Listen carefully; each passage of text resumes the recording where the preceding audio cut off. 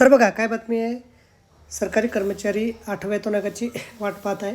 8वां वेतन आयोग लागू तर झाला आहे, परंतु नवीन वेतन आयोगाअंतर्गत पगारवाढ येण्यास अजून उशीर होणार आहे. दरम्यान आता या नवीन वेतन आयोगाअंतर्गत कर्मचाऱ्यांचा पगार चांगलाच वाढणार आहे. कर्मचाऱ्यांच्या बेसिक सॅलरीत वाढ होणार आहे.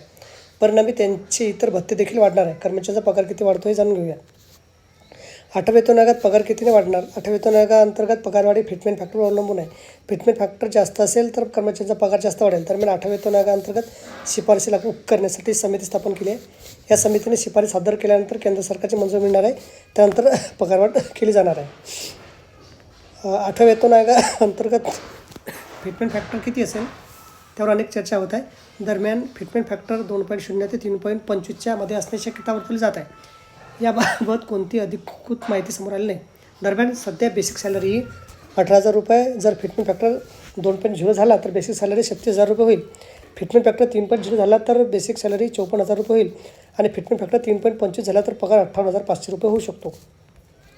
7व्या वेतन आयोगात फिटमेंट फॅक्टर 2.57 होता, त्यामुळे बेसिक सॅलरी 7,000 रुपयावरून थेट 18,000 रुपये झाली होती. त्यामुळे यावेळी फिटमेंट फॅक्टर किती असणार आहे, पगार किती वाढणार याकडे सर्वांचं लक्ष लागलं.